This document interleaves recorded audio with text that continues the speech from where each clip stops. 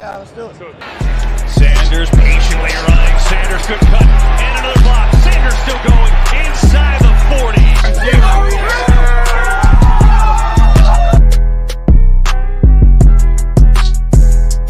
NFC East champs, divisional champs, NFC champs, and world champs.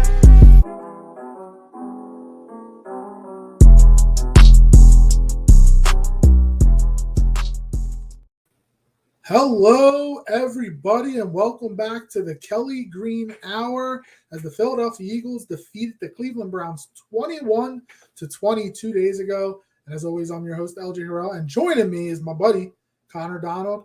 Connor, you were lucky. You got the condensed version of the game. You didn't have to watch the commercials. Could fast forward through some pretty bad QB play from Reed Sinnett, -1 pass. Lucky guy. How you doing?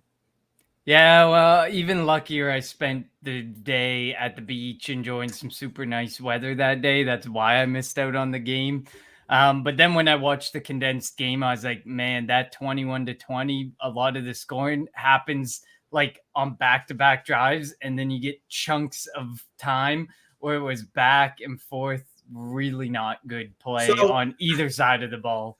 So I watched the game at a rest. I went to PJ Willihan's, and you had the Phillies game on and the Eagles game. The Phillies game was in like the fourth. So the Phillies game was in like the fourth inning by the time the Eagles game ended, and they started a half an hour apart. The Phillies game took so long, it was ridiculous. But before we dive into the Eagles-Browns matchup, please, as always, follow us on Twitter at Kelly Green Hour. Follow Connor on Twitter at Connor10. And follow me on Twitter at LJHero54. And as always, like us on, if you're listening to the podcasted version, give us a 5 stars and let us know how we're doing. If you are listening to us live right now on the stream, comments. Let's have some fun in the comments section. Let us know what your thoughts on the Eagles were. Who was the standout player? Who was a guy that kind of missed the mark and might be potentially on the cutting block, as the Eagles had to, and the rest of the NFL teams had to go down to 80 today. But 1 week from today, 27 guys are getting cut to make a 53-man roster before the 16-man practice squad is filled out. So Connor, and also please follow our friends over at the Painted Lines, as they have brought us on. So Connor, so much to talk about. There is so much to introduce. There really is. Listen, I'm going to say one day. I'm trying to think off the cuff right now, and you usually do it, but I'm trying to do it like. I do want to say, like, while the game was super... And Edge of Philly Sports, too. I forgot. And Edge of Philly Sports, yes. I do want to say, well, first of all, what's up, Patrick, in the comments? Thanks for checking us out.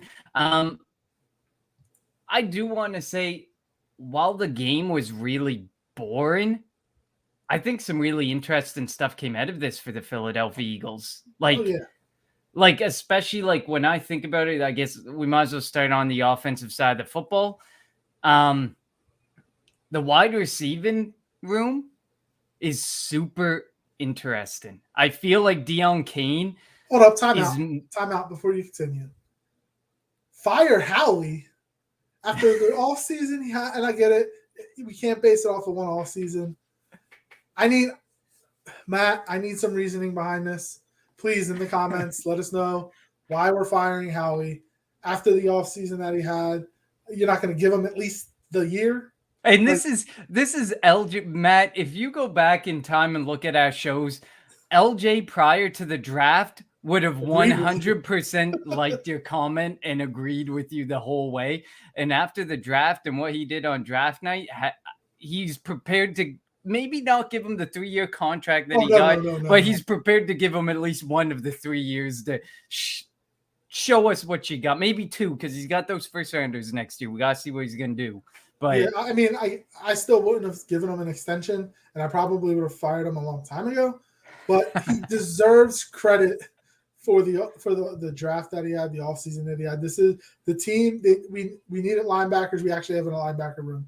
We needed a second corner. We got a second corner. We needed another receiver to pair with Devontae. We got AJ Brown. Let's slow the brakes, because as Connor said, I would agree with you 6 months ago.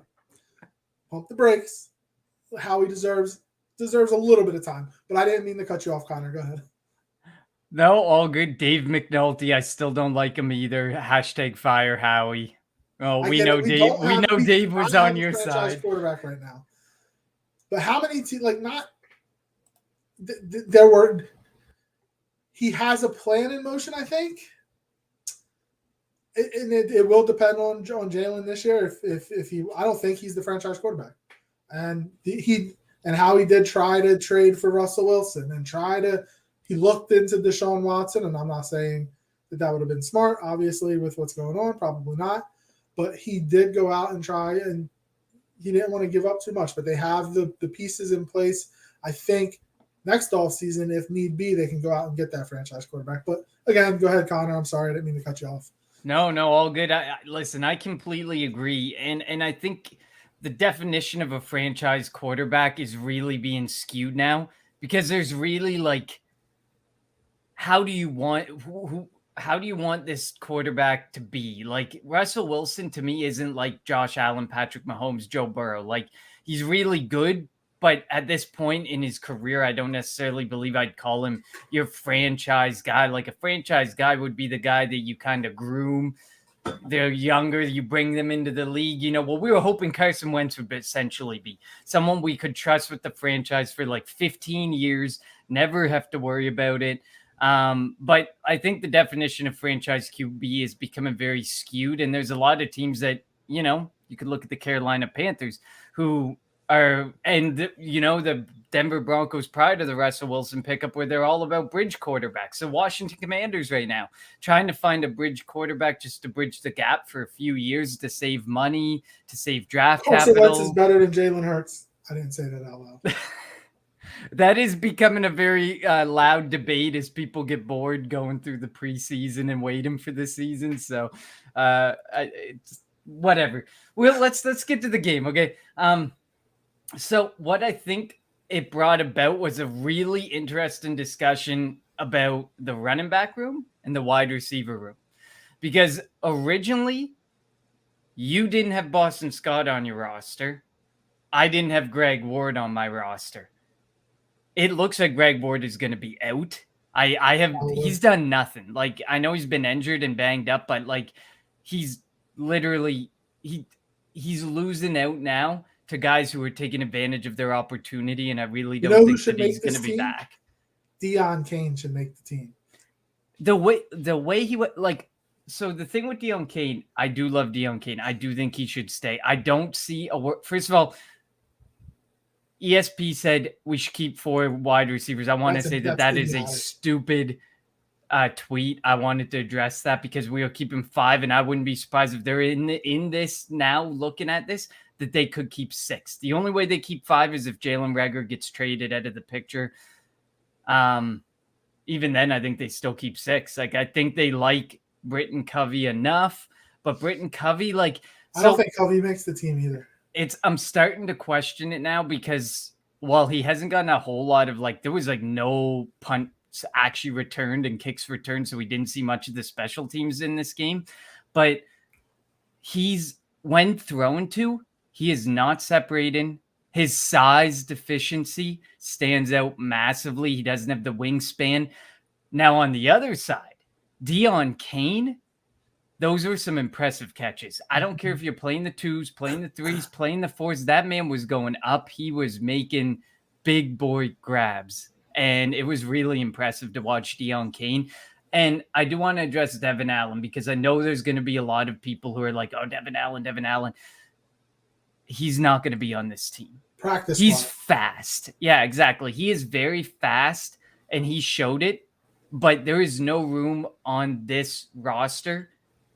If you're keeping 5, if you're keeping 6, there's no room on this roster for Devin Allen to be there when all he can do is run fast. That's it.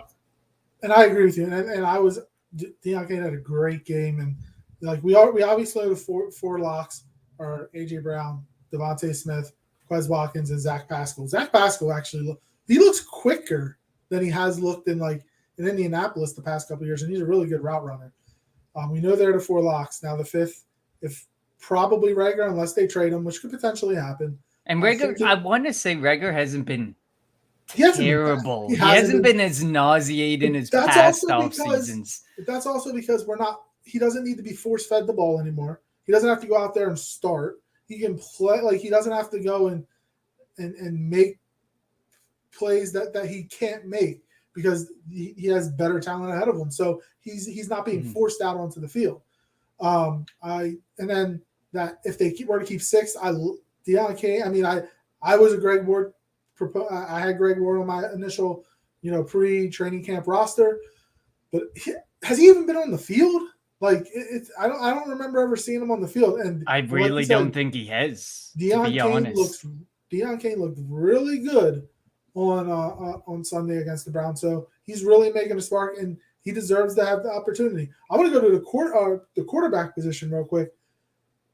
What is up with Carson Strong? Like, he got in late in the fourth quarter on Sunday. To do handoffs, pretty much. He threw the ball once, and it didn't look like that great of a throw. The big question is, are they trying not to put tape out there so they can try to sneak him onto the practice squad, or is he just not what they were hoping when they gave him all that money as an undrafted free agent? The only way that they could say that is we aren't seeing things, and the media isn't seeing things, because nobody is talking about Carson Strong in the media. The coaches aren't really talking about him beyond the fact that the gameplay didn't work, didn't give him the opportunity, as Nick Sirianni said in game 1. I'm starting to think that this is a two-man quarterback room. I don't think Reed Sinnett makes this team. And at this point, Carson Strong would have to play the entire 3rd preseason game and blow our minds to have a chance. They release Sinnett and Strong, and whichever one doesn't get claimed goes onto the practice squad. Yeah, if not, I don't think both. Squad. One of them definitely would. I don't think Reed Sinnett will get claimed. I think Reed Sinnett would probably be the one that goes unclaimed. I think there's enough out there for Carson Strong. He drew enough interest that if you let him hit waivers, he's probably not coming back. I honestly don't think he will. EJ Perry also did too, and he went to Jacksonville and got cut. I don't know if he got reclaimed by him or whatever, but yeah. It's tough. There's reasons. Sometimes there's reasons why they were undrafted, and then, as they've said, thinking the same thing, play very little, try to sneak them up. That's the only thought process that I have when it comes to Carson Strong. I would love to see him, though. I really want to actually see him out there, because he went out there. He took 2 knees. He handed the ball off like 6 times, and he threw the ball once. And I was like, this is disappointing. I wanted to, because I was watching the condensed version, and every time you stepped up there, I was like, I want to see him uncork a ball so bad.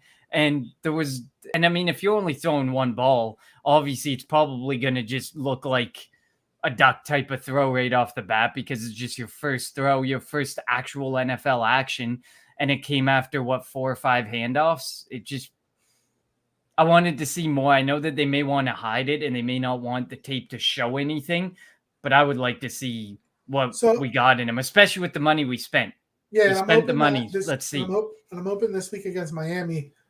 Obviously, Hurts isn't going to play. No need to play Minshew. It should be Strong and Sinnett. Like, first half for one of them, second half for the other, whatever it is. Let Carson Strong play the whole game. I don't care. Like, you kind of know what you have in Sinnett. We don't know what we have in Carson Strong.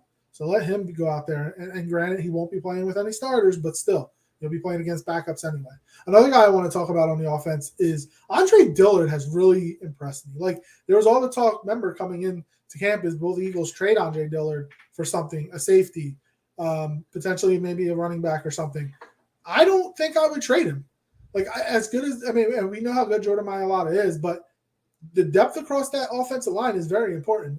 And if something were to happen to Jordan Mailata, you want to have Dillard there or somebody capable there to be able to back him up. And I would not, unless somebody's giving you a second-round pick or whatever it is for him, I am not trading Andre Dillard. No, really good. I agree. And you know what? I honestly wouldn't hate, like, even if Dickerson went down, that he could be there as like a left guard option, because he clearly just prefers the left side of the line. That's where he's good at. He doesn't want to be on the right side of the line. He doesn't want to try to be, that versatile piece. And we already have a couple guys who can be a versatile piece and pretty much play all 5 positions in a pinch. But he clearly wants to be on that left side of the line, and I'm fine with that. If he ends up being your backup left tackle, left guard, if anything were to happen to Dickerson or Mailata, like a lot of people have been saying and tweeting out, who was it that tweeted it out? I think it was maybe Clay Harbor, who said that the Philadelphia Eagles' second offensive line unit is as good as a lot of teams' first. Yeah, I feel like, I don't even know who said it the first time because it's been said pretty much the same way in a number of tweets. But yeah, definitely. I'm okay with that. If that's your backup for the left side of the line, great. I love it. That's exactly what I want. And like you said, keep him around. You have control of him pretty much right up through the 5th year because you have that 5th year option on him. So if you want to use him right up until then, and then in the final year of the contract, try and trade him. Or, I want to say worst case scenario, he gets like the Halipuli Vati Vaitai treatment and he just gets a really good contract that he can't say no to and he leaves. That happens, and that could very well happen with Andre Dillard. But yeah, and I want to say Cam Jurgens is the God, guy. He's so he's good. The dude. He's the guy.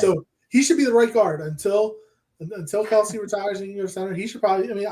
I would not be shocked. It would not shock me if he can go to right guard and do the same thing. He was mauling people from play 1 on Sunday. That was I get it. The guy, it was a poor, I think it was a safety coming down. The poor guy didn't even have a chance. But at the end of the day, he looks so much like Kelsey out there. It's undeniable. You can tell, and I know I put the people have scrutinized the pick and somebody commented they probably should have went to Kobe Dean and risked it that Cam Jurgens make it to the round 3. I don't think Jurgens was going to be there in the 3rd round. I didn't think that Kobe Dean would be there in the 3rd round either, to be honest. So, yeah. Brian Baldinger said that he liked Cam Jurgens better than Tyler Lindenbaum. Remember, we were all on we wanted him. We thought he was the guy. When we had 3 first-round picks, you draft him you can trade back and maybe select him with that last 3rd-round pick and somebody that can learn from Kelsey and Stoutland. But man, Linderbaum isn't healthy right now, or just got off of the IL or whatever the injured list for Baltimore. And Cam Jurgens is out there mauling people. It's so impressive. He just looks like Jason Kelsey out there. It's crazy. He does, and I know that we don't always love to look at the PFF ratings, but he's definitely been one of the best linemen in the whole preseason from that standpoint. He's just been so good. My eyes tell me that. I don't need PFF ratings. Oh no, you don't need anyone else to tell you that. You just see it, and the worst thing is you can't move Sayamalu off of right guard, right? He's doing really well too. He earned that job. He deserves that job. If Cam Jurgens has to sit on the bench, we just have to impatiently wait a year for this guy to take over for the next 2 years, 10 to 15 years, like Jason Kelsey did. But I know somebody also tweeted that Jason Kelsey needs a job in the scouting department at the end of this season, or when he decides to retire. And I agree. He needs to be even if he's your offensive line scout, because he clearly knows good offensive linemen, and how he nailed Jason Kelsey's replacement in back-to-back seasons. That's true. That's crazy. He nailed it with Landon Dickerson and nailed it so well they had to move him. They had to permanently fix him on left guard. If Cam Jurgens started at right guard and somehow they took Sayamalu out of the picture, we'd be drafting a center again next year, because Jurgens would probably fit that spot so well and be like, well, we can't take him off this spot, just like we did with Landon Dickerson. Yeah, it would be crazy if that happened. Now, one more. You mentioned go ahead. One more thing. Do you have something on the offensive line? Do I have something on the offensive line? Is that your comment? Because I want to finish up on the offensive line and talk about one more position on the offense. Well, I wanted to go to running backs real quick. Oh, good. That's where I wanted to go. You had mentioned that earlier, because there's all the talk of the Eagles probably bringing in a running back. Miles Sanders, who is hurt all the time and got hurt after touching the ball twice in week 1 of preseason. Boston Scott looked good against the Browns. I'll give him that. I'm still not a big Boston Scott fan. Gainwell looked good after not having a really good camp up to this point. So hopefully he can kind of get through these sophomore struggles. They do have Huntley. They released Tarte today. Huntley, I think, could potentially make the team as the kickoff or kickoff returner because they don't really have other options. Covey is, but I just don't think Covey makes the team. Do you think now? Obviously, the big question this week was Kareem Hunt. I love Kareem Hunt, and I would do it. But if the Eagles aren't paying Miles Sanders, and Kareem Hunt is looking to get paid by the Browns, why would he come to the Eagles if they're not going to pay him? Obviously, the Eagles would have to be like, all right, we're going to pay him in order to make that move, and he would be fine with that. But I don't foresee the Eagles giving him another contract beyond this year. But what are your thoughts on the Kareem Hunt thing? I agree. I don't think that Kareem Hunt's the answer. I know that people he would be really good in this offense. He absolutely. Boston Scott looks amazing in this offense. If Boston Scott can look amazing in this offense, you could have like the reincarnation of Kareem Hunt from the Chiefs days. But at the end of the day, I agree with you. I don't actually think that, Kareem Hunt, I don't think Howie would pay Kareem Hunt. I don't think Howie would pay the running back position. I just don't think he's interested in paying the running back. I mentioned it on Sunday in the pregame show with Chris. Running back and safety the Eagles are not going to pay those positions. Even linebacker they won't pay. Like they got Kazir White on cheap. You got TJ Edwards as an undrafted free agent. Nakobe Dean in the 3rd round. There's just positions that Howie doesn't prioritize. Offensive line he prioritizes. Defensive line he prioritizes. Mm-hmm. Quarterback, I think he prioritizes. He attempts to prioritize. But there are positions, running back, safety, linebacker, doesn't really care. And that's why Miles Sanders does not have a second contract. And won't get one. Besides the fact that not from Philadelphia, at least. He can't stay healthy, and he had 0. I'm still shocked that he had 0 touchdowns last year. Like, you're a running back, dude. You should be able to fall into the end zone. It is really frustrating with him. Like, he's so good in the open field. He will bust off big runs. He does the breakaway run game better than most running backs in the NFL. But when it comes down to it, he just can't get it done in the red zone, or they don't look his way enough. But, there's only so many times he can look his way and he fails you before you move away from him altogether. And Jalen Hurts does keep the ball a lot. So like that. But Kenneth Gainwell had some really good games when looked at in the red zone, when targeted. I know a lot were targets, but still. But if you look at it, if you're a defense and you see like Jalen Hurts, or you have Miles Sanders next to Jalen Hurts, you're going to kind of, all right, we want to stop Miles Sanders. Or then if you have Gainwell, you're going to be like, I think that as a defense, I'm going to prioritize hitting the quarterback. And if they give the ball to Gainwell, then, you got to live with it. And then Jim says no to Hunt. We need character. I think that he's done a good job of keeping his mouth shut. He's rehabilitated. He's rehabilitated. And if there's any organization, we did it with Michael Vick. Like everybody, there was all these claims. Oh, I'm getting rid of my season tickets. No, you're not. You're still going to watch the Eagles.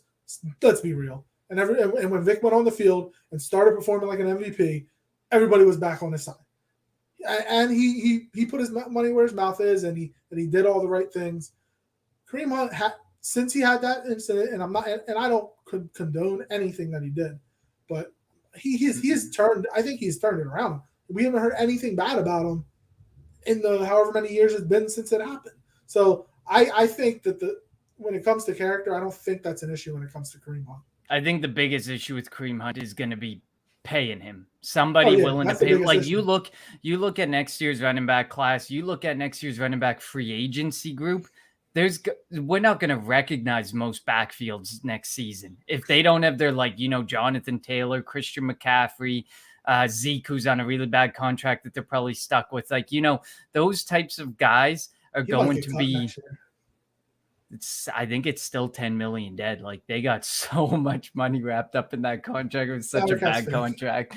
But like, unless you got your locked and loaded workhorse back, there's going to be a lot of movement in backfields next season. And I think that Howie sees that. I think a lot of the managers see it. And that's why there's not much of a market being created for running backs right now.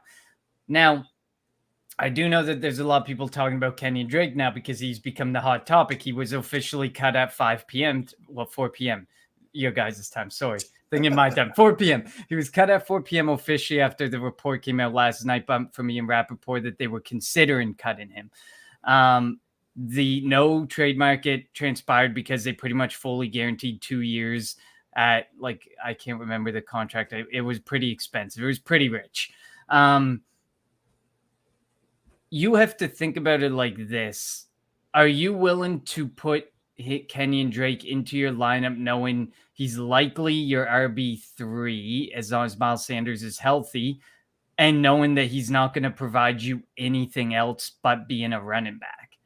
Because I'm sitting here because I'm thinking about Jason Huntley, because this is like, Huntley has done a really good job when given the opportunity. And so the thing with Huntley, he's so patient. Like, you watch him, he's so patient behind our starting offensive line. He could fill in for Miles Sanders or Kenneth Gainwell. I have no doubts he could do it. But he's behind the second and the third stringers, mostly the third stringers in Cleveland. So he got abused. He got beat up behind the line pretty bad. But we've seen him capable of doing things. If the money's right with Kenyan Drake, I would probably consider it, but you need to know, like, he could be buried on your depth chart. That's why the money's got to be right. I think it's Miles Sanders, it's Kenneth Gainwell, and then you'd probably debate Scott or Drake depending on the situation and the circumstance in the game. But you have to guarantee an injury for Drake to be worth the money. And we don't want to guarantee an injury. I'd rather have Huntley on roster than maybe Drake. But I mean, for Jim, if you're looking for a character guy, Kenyan Drake would be a great character guy. He would be a great veteran in this backfield. He'd be a great veteran in the locker room. There's benefits either way. But if we're sitting there and we're looking at, like, when I built my initial 53-man depth chart, Britton Covey was the answer at punt return and kick return. It's starting to look more and more like Jason Huntley could be the answer, mixed with, Jalen Reagor if he's on roster, mix in some other guys. Obviously, you're going to mix some guys into that. You're not just going to stick with one guy. But Jason Huntley's looking more and more like the answer. I mean, Kenny Gainwell could also do it, but we'll see. I don't think it is important, but most of the time balls get kicked through the end zone anyway. It's the punt return aspect, which is where it's important. Let's move to the defensive side of the ball. Eagles backup defense didn't look that good. They looked terrible. Except the secondary. I'm excited to talk about the secondary. Let's start with the secondary. Who except Josh Jobe, I think has clinched a spot on the roster. Absolutely, really absolutely. And I still think that, like you mentioned, he's probably better off at safety, but he's been tested a lot in preseason. And while he may get beat here and there, he had a really good game on Sunday. And I think him. We debated the whole Mario Goodrich and Josh Jobe. I think both make the team. I think they're both on the team. Like, that's how good they are. I just think Mario Goodrich hasn't stood out as much to me. Which is weird. I thought he was better than Jobe, and Jobe's the one that's out on the field a lot. I agree. I thought, like, Goodrich had the opportunity to stay at corner, whereas I thought Jobe would have to make the transition to safety to make this team. But like you said, that first game, I left it being like, I don't know about Jobe. Like, okay, let waivers run its course, bring him back on practice squad. I agree. He played really well. He made some great tackles in the open field. He had that pass breakup in the end zone. He did a really good job. I think I'll be quick. I'll be brief on the defensive line quickly. Nothing changed there. That defensive line is fixed the way it is. None of these guys are earning jobs. They're literally bodies in camp playing these games out, and they're all going to be cut. I don't think anyone's earning a spot along that defensive line, except, the linebackers who, with that mixed linebacker edge room. But Jobe looked good. And now I think there's a real discussion about the safety room. Does Tarte make the team? I think Tarte makes it. I thought Tarte looked good. I thought Wallace looked good. Chicher Tarte looked. only got on the field because of an injury. Like, that's weird. It's the investment they put into him, and then you don't play him unless that's their way of saying it's your job because you're the third man up. You have to go out because there's an injury. Maybe that's the thought process, but like Tarte hit well. Like I don't mind Tarte. Kevon Wallace is looking better than I thought he would look. Andre Chicher looked really good. That stop on the goal line when Dobbs tried to jump in and he got that hit in. Like, and he had a pass breakup as well. He looked really good. And then we have Ugo Amadi. Ugo Amadi played a lot of slot. It was weird because the guy that we got for J-Jaw. The guy we got for J-Jaw. Like, I think you're stuck. Like, I'm sitting here looking at it and I'm like, I think we might keep like 6 corners and 5 safeties, but they're so versatile and interchangeable that I feel like, although you're sitting there saying, wow, that's a lot of defensive backs to have, Ugo Amadi played slot half the time he was on the field. Andre Chicher, he was slot half the time he was on the field. Like, so let's a lot of the time. Let's talk it out. Corners. We know Slay, Bradbury, and Maddox are locks. Does Zach McPherson, is he a lock this time? I don't know. He's not. He's like Josh Jobe, I think, is a lock now. Yeah. I think Josh Jobe's on the roster. That's 4. Tate Allen, like, he played pretty well. Like, he's really good on special teams. Very good. That, like, I feel like he'd be someone you kind of have to keep around because of that. And like it's becoming difficult. Mac McCain, he had moments, but no. And Kerry Vincent, no. Like, Kerry Vincent had a couple nice pass breakups and a couple nice. But we have to remember, like, if you're struggling for most of the game or not showing out for most of the game against the teams like 3rd and 4th string wide receivers, like, you need to be standing out like Josh Jobe. Yeah. Josh Jobe is standing out against the 2s, the 3s, the 4s, so you have to take into account that. But a guy like McCain or a guy like Kerry Vincent Jr., they're just not doing enough in my eyes. Josiah Scott got hurt. I don't think he was going to make the team anyway. That would have been a close one. He was making it a run at the safety position, like as like the last resort, keep me safety, but no. So if we go to safety, Anthony Harris, Marcus Epps, you say Tarte, Kevon Wallace. I say Chicher too. I thought, but I had Chicher locked in because of his special teams. Reed Blankenship. Yeah, he's an interesting guy because he has he can play safety, good on special teams. I just don't know if it'll be a numbers game with him. Like if Tarte does, okay, so Harris and Epps are probably the true locks at safety, right? They're the starters, I guess. Yeah. Beyond that, like it could be Tarte, it could be Wallace, it could be Chicher, it could be Blankenship. Like this is where we have the quality, or we have the quantity over quality for the most part, and it's really, I have no idea what they will do. This is a tough call. Like you're bringing all these guys, and you don't have that one clear answer at safety, obviously. So you're going to be bringing, or you're going to have a bunch of guys there and hope that you throw it up against the wall and hope that 4 guys stick and 4 guys know what they're doing.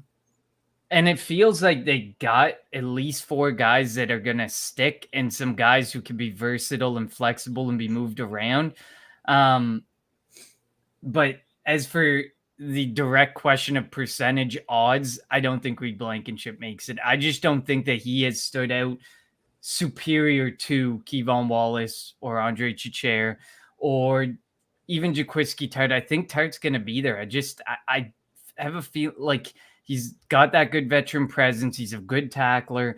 Like you only need him to be out there and be effective for 30% of snaps. We hope. I just thought it was weird that he was playing into the 4th quarter in that last preseason game. It definitely was weird. I just think they reached a point where they didn't have enough bodies, oddly enough, like because they were rotating guys like Andre Chicher into the slot. They were rotating Ugo Amadi into the slot. Like they were using guys in more versatile roles. So it was basically like, okay, you're technically the 3rd safety off the bench. I guess you have to play. Yeah.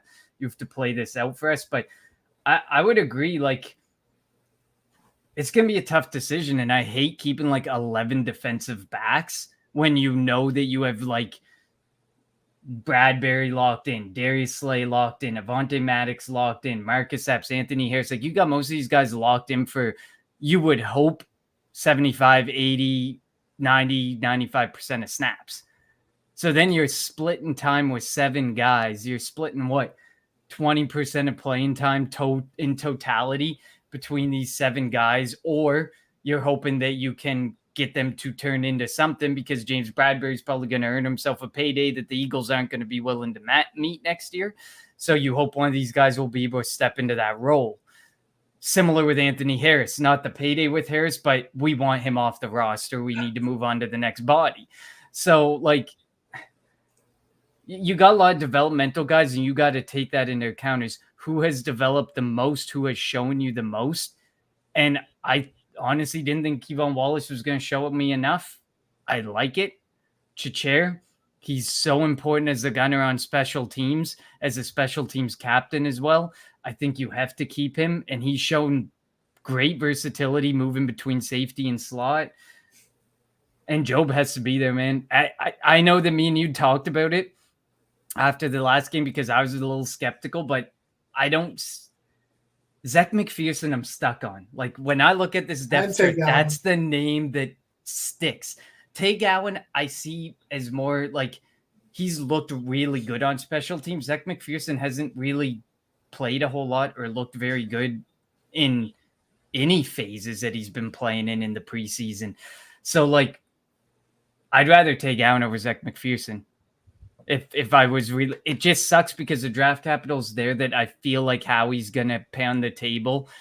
Like, we got to find a way to make this guy fit. We have to see if we can do something, if we can develop him. You know, it's going to be interesting because, like we mentioned earlier, 1 week from today, 27 guys are getting cut from every team. That's 22, 270, 540. That's like 1,000, close to 1,000 players are getting cut in 1 week. And pretty much. And whatever the roster looks like at 4 p.m. next Tuesday, it won't look like that September 11th because they're going to make moves. There's going to be guys 100%. coming on and whatnot. So that's where the chess match, and that's where Howie's hopefully genius comes into play. Just like Jim said, Howie genius earlier in the comment section. My thing is, like, when I've been starting to move the pieces around to try and fit a new body, and like the only position I've actually been able to take away from is quarterback. Outside of that, I have not been able to say, oh yeah, we'll go one less running back. Oh yeah, we'll go one less wide receiver. No, they just made the decision so much harder at wide receiver. Yeah. The debate at running back is, do you keep 3? Do you keep 4? Has Huntley proven value enough to be a 4th guy? Reed Sinet, there's no reason to have a 3rd quarterback on your 53 man. I think Minshew's shown enough in that offense. Minshew could be the best backup quarterback in football. 100%. I think at this point he is. I mean, you could probably debate it with Jimmy Garoppolo at this point, maybe because he's a backup. But and then, like, we haven't even talked about linebackers. Oh, that's where I have an open spot because I do not think Davion Taylor makes this roster. Really? I originally had him. He looked bad. He missed 4 tackles. PFF tagged him with 4 missed tackles. And I mean, if you look at him trying to figure out the garbage and get to the ball, I would say he probably would have missed a lot more tackles if he had the chance to get through the garbage along the line and actually make a play. Like, he looked really, really bad. Yeah, and so, like, if we talk about linebackers, Kaiser White, TJ Edwards, Nakobe Dean, 3 locks. I'm not counting Hassan Reddick as an outside linebacker. He's defensive end. I don't care what people say. I got Johnson squared. I think Kyron and Patrick make it. You think both of them make it? Patrick Johnson's look good as like a versatile, like Reddick-like piece because they've used him on the edge a lot. I haven't seen a lot from Sean Bradley. Like, I just don't. I've seen more from Patrick Johnson in game than Sean Bradley because I think Sean Bradley has to be a linebacker, whereas Patrick Johnson has the versatility to be an edge and has been an edge for a lot of the time that he's been out there. So, like, I feel like Patrick Johnson's like the backup Hassan Reddick. If heaven forbid anything happened to Reddick, he would be your guy that's going to step in and be, you know, strong side linebacker, Russian linebacker, or Kyron Johnson in a pinch because he's really quick. You know, he's not gonna go up against a left tackle or right tackle very well, but if you stunt him in there in some way, he can probably get after the quarterback, but he's not going to do it alone on the outside. But it's going to be interesting the way that they put the team together, and I think especially defensively, because we think they want to play a 4-3, but they're probably going to play a 3-4 when Jordan Davis is on the field. Like it's going to be all about versatility, because then the way, like, when I was watching the Browns game, I saw a lot of nickel. Like, they had a lot of, like, 5 corners or, well, safeties, corners, mixes like that with 2 linebackers. And they did a lot, like, I'm not saying he's showing his cards more, but it's not as plain Jane 4-3-3-4 as last preseason. Like, you can kind of see it.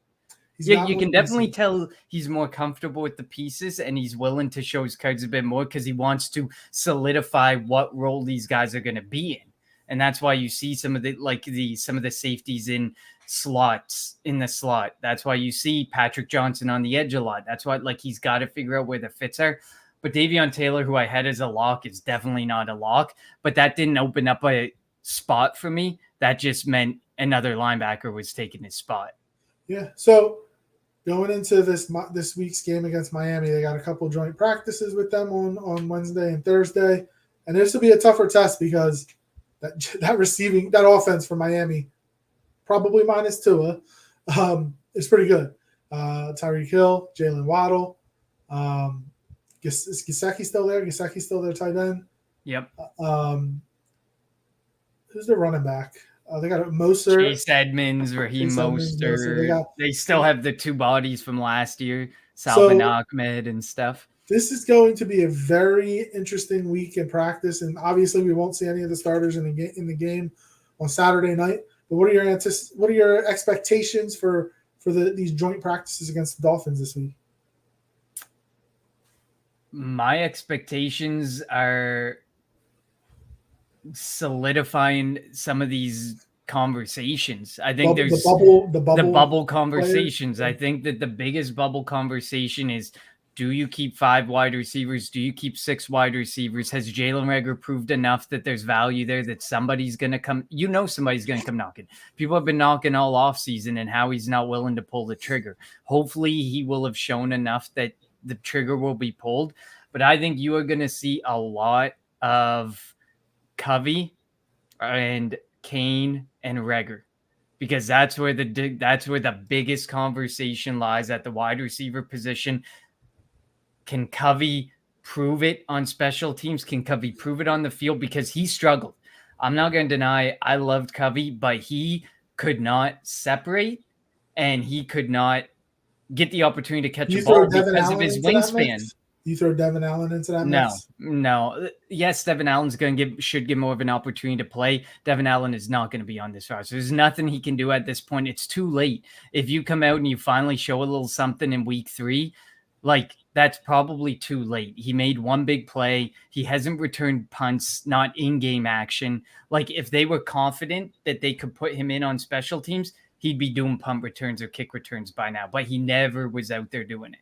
I also think that, like, he's putting out good tape for other teams for himself. And obviously that's what all these guys are doing, and especially in this third preseason game, when your 4th and 5th stringers are going to be playing the young guys, trying to put tape out there for, you know, the 31 other teams that could potentially want you. So, yeah. I also got, like, my eyes are on, like, the running back position. I don't think Kennedy Brooks has done what I expected at all. Like, I don't think he is opening up any sort of conversation or debate. What about cornerback? Cornerback would be the one. Cornerback and safety as well. Like Mario Goodrich, Josh Jobe, Kerry Vincent, Mac McCain, Zach McPherson, Yvonne Wallace. You're going to see a lot. I want to see a lot more Zach McPherson. I don't think they're using enough Zach McPherson. What's the guy that we traded for? What's his name again? Ugo Amadi. Amadi. Yeah, Amadi. Like, I think Amadi's gonna make this. Like, I just can't picture McPherson making it. Like, I don't draft capital be damned, Howie. Don't pay on the table for this guy unless he really stands out, which he hasn't. We'll see. Dave, just because I played in that fantasy league doesn't mean I had done my draft prep yet. I guess I kind of lied. Like, Zach McPherson had hype before preseason games started. Since preseason games started, we have heard nothing. But like in training camp, there was like, because I remember sharing the tweet or sharing the comment of he's kind of sliding under the radar and he's doing really well in camp, but yet we've seen nothing in the games. And I want to see some in the games. I want to see Carson. I do want to see Carson Strong too. So hopefully we get to see more of him, instead of handing the ball off 5 times and then throwing a short pass that looked ugly. Let him all the talk come, when they signed him was he has a strong arm and we haven't seen it. So, I mean, that throw from Reed Sinnett was 60 yards in the air. It was a pretty good throw. I think it was 59 point something. It was the longest traveled pass in the preseason so far. Yeah, so we'll see what happens. And obviously the biggest key for this week in Miami is let's not have any injuries. We're 2 weeks away, 2.5 weeks away, 19 days or whatever it is away from regular season game number 1 in Detroit. And we're out Tyree Jackson and Brett Toth. That's okay with me. If those are the 2 bodies we have to sacrifice. I'm all right with that. And Miles Sanders, of course. But Miles Sanders, like at this point, bubble wrap him and see you September 11th. Yeah, right.